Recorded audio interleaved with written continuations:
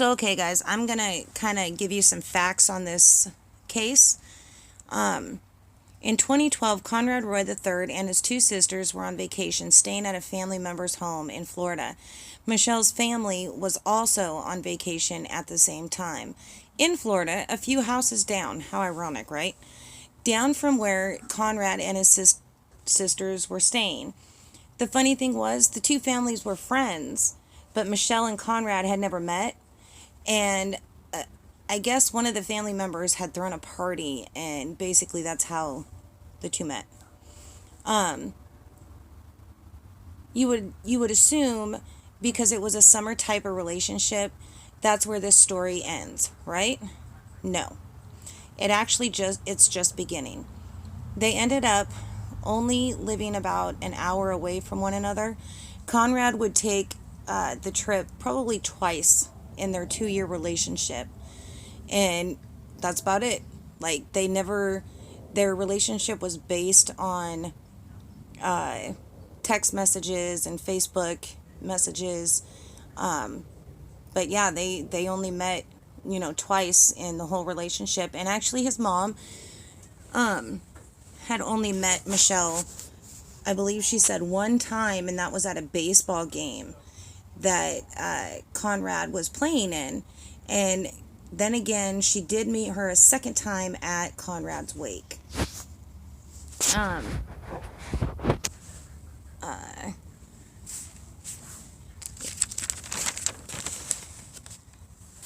both teens did have their issues. Michelle had depression and an eating disorder, and Conrad with his depression, and at times they both had to take medications to help with the depression.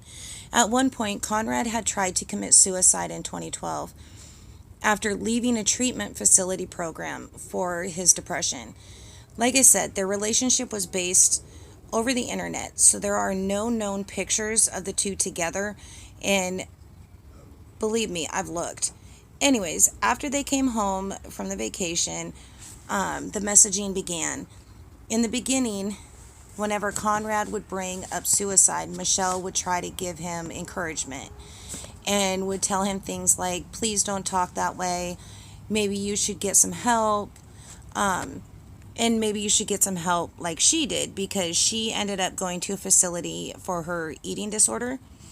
And she had stated that it actually helped her. So, yeah, she claimed it helped her. The text messages really shows, in my opinion, how and what kind of relationship they had. I personally wouldn't call the boyfriend girlfriend kind of relationship. I mean, maybe in the beginning, but definitely not at the end. Um, at one point, Conrad even brings up doing a Romeo and Juliet type of thing. And yeah, that's where she was like, no, that ain't happening. So after a while, Michelle stopped encouraging Conrad and starts helping him figure out a foolproof plan on basically killing himself. That's when the text messages between Conrad and Michelle start to get a little weird, in my opinion. Um, it had gotten to a point, it seemed, that Michelle would get agitated after finding out that Conrad hadn't gone through with killing himself at certain times. I mean, to me, that's a little creepy. You know, I mean, some of the things that she would say, uh, just, um, she would start to put pressure on him at certain times as well by saying, are you going to do it today? Is today the day? Last night was a perfect time and you just didn't do it. Why? I'm getting tired of pouring my heart out to you and you not going through with it. If you don't do it soon, then I'm telling. Um, I mean, come on. I don't understand her way of thinking and why she would, threaten, uh, because I, an average person would have told by now, at least his mother or a close friend or somebody. So I want to throw in here that her high school voted her most likely to brighten your day.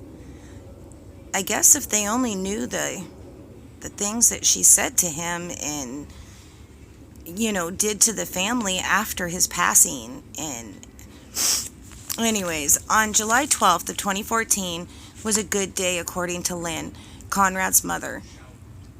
And she says he was taking antidepressant, Celexa, and it seemed to be working.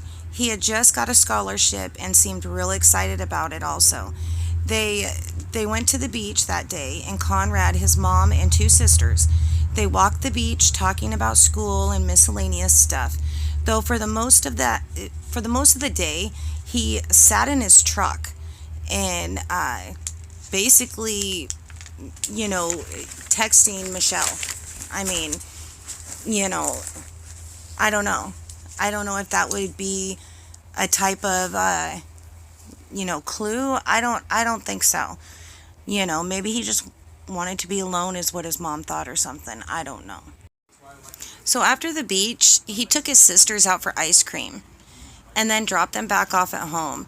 He then proceeded to drive to a Kmart parking lot where he had a portable generator, and he basically hooked a hose up to it. And at one point he did end up getting out of the truck and coughing and getting sick and whatnot, and Michelle told him to basically get his effing ass back in that truck and suck it up, is basically how she put it. And that was it. That was it. The next morning, a police officer had found his truck and found him in it. And that's when Michelle starts to play the victim, not the victim, but starts playing that role of grieving girlfriend. And she tries to worm her way in to the family. Like, she goes to the wake. She asks if she can have some of his ashes. She starts to organize a charity baseball tournament. She even did some posts on Facebook. One saying, "Even though I could not save my boyfriend's life, I want to put myself out there to try to save as many other lives as possible." She could have saved his life, though, in my opinion, because if she wouldn't have told him to get back in the truck and basically suck it up, he probably would have lived. But then, I guess we'll never know.